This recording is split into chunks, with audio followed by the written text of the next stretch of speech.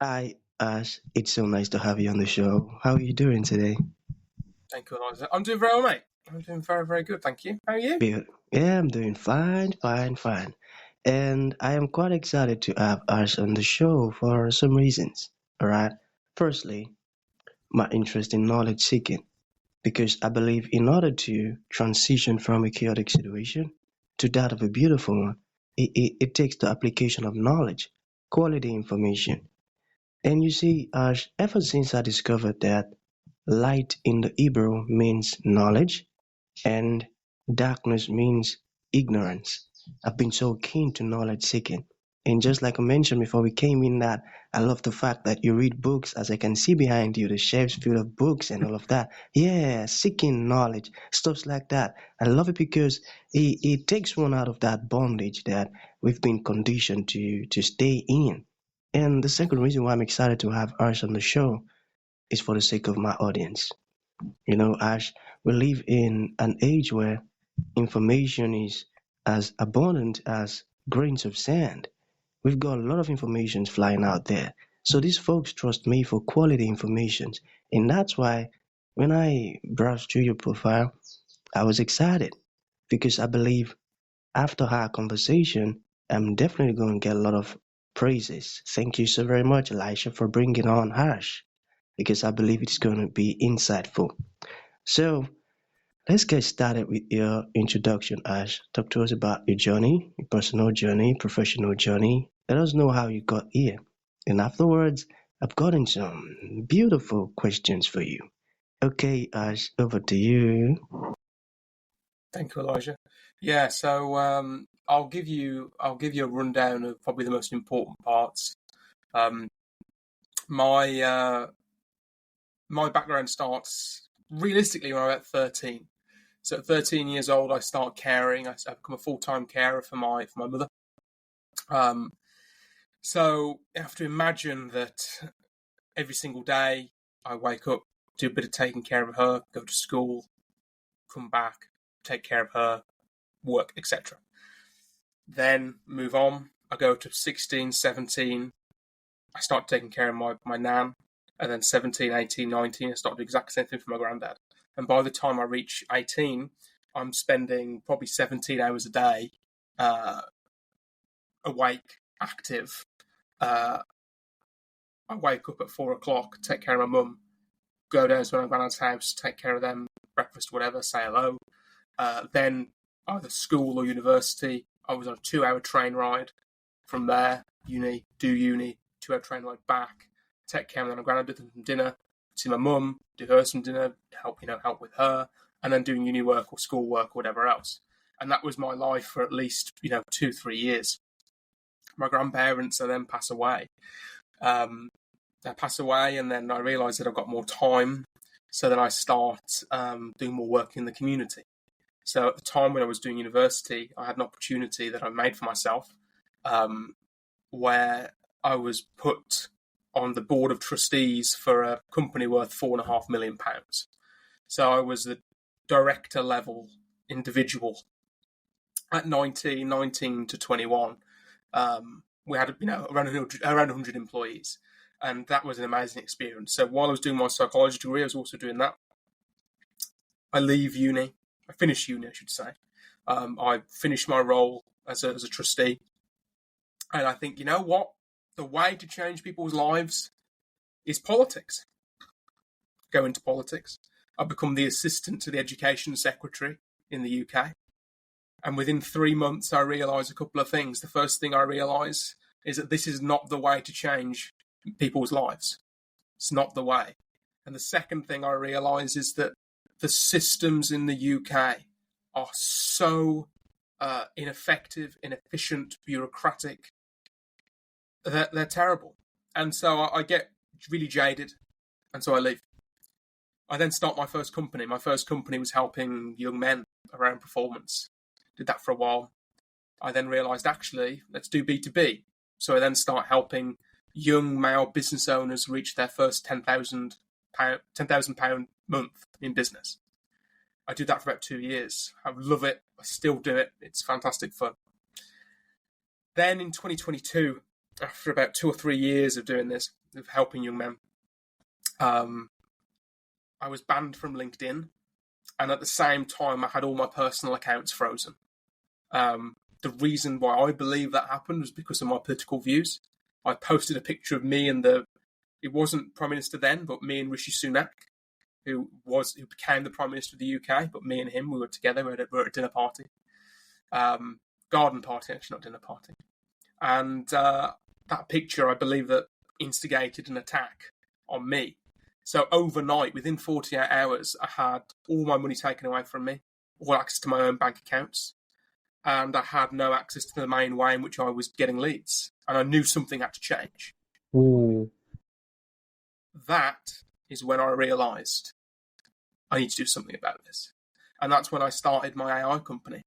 And that's when I decided that this was in mid-2022. ChatGPT hadn't emerged yet. I started reselling AI. And then by mid-2023, we were doing 6 figures revenue per month reoccurring. So we're doing around 100 grand a month reoccurring revenue. And then I exited that company, sold all the clients to our AI partner around September, October in 2023. So around a year ago to around today. And now you find me here, learned a lot, experienced a lot, now focusing on helping other AI companies, more young men, to make it in the world and to find ways that work for them. So there you go, Elijah. Hopefully that answers your question. I tell you, it did. Amazing. You know, that was a very interesting and a very powerful journey filled with different lessons. And the fact that you eschewed evil and you hate corruption and you don't want to be associated with anywhere such evil stuffs are happening, I respect that and I love that. And one thing I also learned from your story is the fact that you've got a lot of setbacks, but you didn't allow them, I tell you, you didn't allow them determine who you would become or let them keep you in bondage. The fact that you kept on going and going and going. I love that. I love Tons that. of That's a setbacks. good one. I tell you, I Tons of. tell you. I tell you this, right? I now at this point where I get really nervous when I'm not hitting walls or hitting barriers. If something is really easy, I get concerned because it means that I'm not living up to my potential. It has to be difficult. If it's something not difficult for you, then you're not maximizing the power of yourself. So, for example, when I first started that AI company, that AI resale company, what happened midway through is that my old business partner, I had 2 business partners. My first one was terrible. My second one was fantastic. My first business partner, he stole around £10,000 from me. So for 3 Mhm. months, November, December, January, I effectively had to live on a grand, 1.5 grand. It was very difficult. I had debt collectors coming to my door. I was having to rummage behind sofas for money to make sure that I could actually, eat. It was rough. 2022 was one of the roughest Christmases that I've ever had. It was an extremely difficult time, and that's just one setback. And it makes you stronger. It really makes you stronger as a person to do that and to be in that situation. And you've got to fight. You've got to push on. You've got to find ways of making things work, making things happen, no matter what. It makes us stronger. You have to Mm. push up and make things happen. I got that. That's really powerful. I love that. And you see, I do not understand why some folks act that way. Why would you steal from your business partner? That's terrible. That's a bad thing to do. That ain't good. And the fact Mm. that you're still here standing and doing great, I love that. Because that's really inspiring for folks who are still stuck in where you came out from. See, Mm. they'll believe that for you to come out of it, then that means you're worth listening to. How did he do it? And that's why I Mm. found your journey, your story inspiring. I love that. I love that. So you mentioned B2B, all right? That's going to lead to the very first question, okay? So, what is the future of B2B sales? So let's get specific. So I'm interested in the sales side of B2B selling. I believe that in terms of the sales side on B2B selling, what we call top of funnel, or the top of the funnel, so those first kind of interactions that you get with people, they're going to be replaced. They're going to be replaced via AI. I'm pretty certain. And what's going to happen is that artificial intelligence is going to trickle on through, and so only the very best salespeople are going to be left interacting with that AI to assist in these functions. I'll tell you something else. A lot of business owners, a lot of business people see AI as a tool. It's not a tool. The reason why I say it's not a tool is because it can think for itself. The atom bomb was a tool. How powerful it was, it's reshaped our entire human race since it's been formed over 70, 80 years ago. But it was still a tool. It couldn't think for itself. AI thinks for itself. It is not a tool, it's an agent. And I'd say probably 98% of all business people still see it as a tool, and they don't recognize the kind of ramifications it's going to have on their business, on the world, on the economies of the world, and everything else. Also, Elijah, you asked a question before around why would my business partner steal from me? The answer, which I realized a lot afterwards, was self-sabotage. He was sabotaging himself. He was in a situation where he had never seen that level of success, and in his mind he was justifying to himself that now he can do so much better. Well, I tell you this, within 4 months of him doing that, he had a nervous breakdown. He could not carry on. Because what happens is that you have an imposter syndrome. When I first met him, and I'm not going to name names, but when I first met him, he was sofa surfing. He was effectively homeless. And I taught him the skills necessary to raise himself up from that situation. And I think that what I missed was that I taught him the skills, but he had an underdeveloped sense of self, which led into behavior which was self-defeating, self-sabotaging. So while he might have had 10k, 20k, 30k making all those kinds of money, in his heart and in his head, he was still homeless. So he was making decisions, self-sabotaging decisions that a person would. It goes to show that you can have as much money in the world, but unless you change yourself spiritually, emotionally, mentally, you're still going to be that same person. You've got to change in every single way to become successful. Amazing, I got that. You have to change in every single way before you can become successful. I got that. Okay, change, a powerful word. So let us talk about entrepreneurship. All right. How will entrepreneurship change with artificial intelligence? Can you talk to us about that? Yeah. So if you're just getting into entrepreneurship, the biggest opportunity right now is obviously within AI and technology, right? That's the place where you can get on board immediately. You can sell it, you can code it, you can be the guy who is helping business owners catch up and make their system and processes more effective. But to be honest with you, the way that I see entrepreneurship changing, really changing within our lifetimes, is that it's going to be more centralized. It's going to get a lot harder for people just starting out, a lot harder. Because we've got to see this as another industrial revolution. This is the fourth industrial revolution. And it's an industrial revolution of the mind. Before, we've had industrial revolutions of the body, making things more effective, more efficient. At first it was in Victorian England, where you had these mills that would do, clothing, textiles, iron, all these other different things. Well, now we're automating mental processes. And if you can automate mental processes as well as practical processes, well, we're going in a direction that we've never seen before. I cannot even begin to guess the trajectory that the economy, that entrepreneurship is going to go, because those things are going to have to change.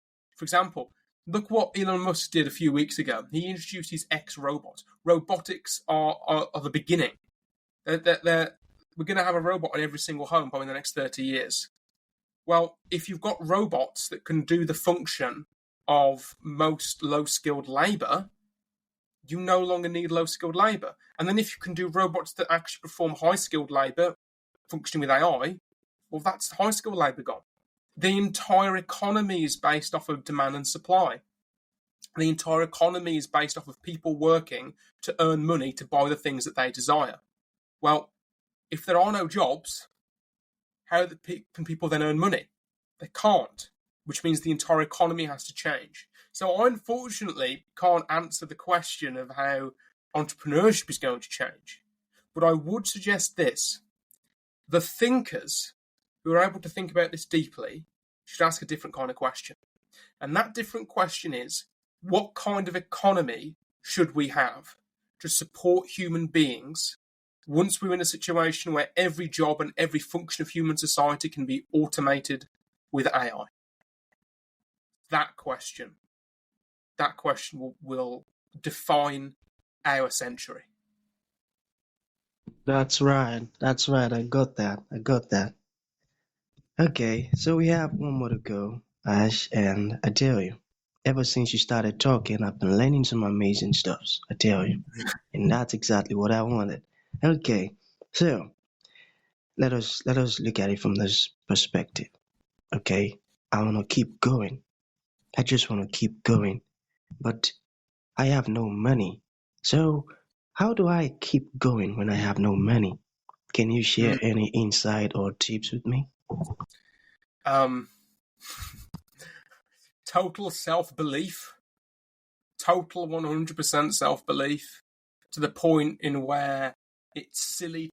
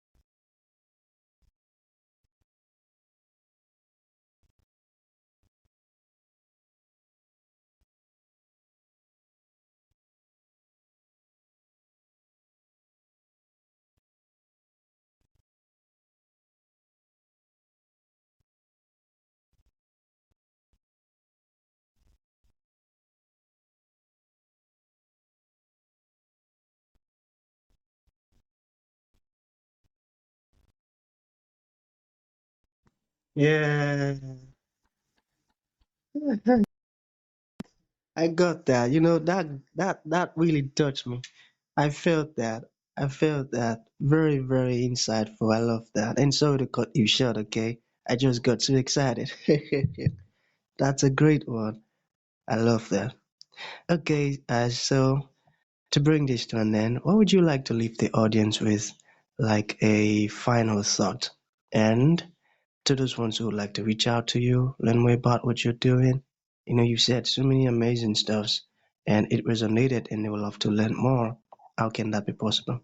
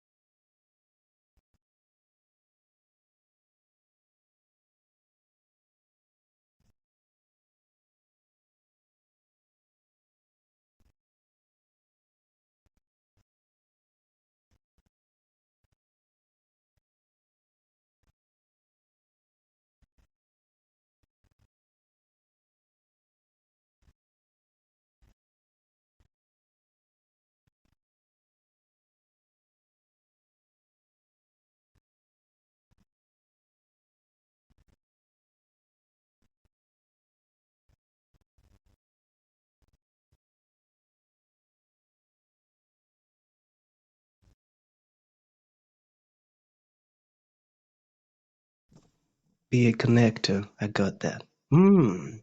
Insightful. Okay, that's gonna be the end of the show, Ash. Thank you for coming and thank you for sharing this amazing stuff with us. I truly appreciate it. Thank you, man.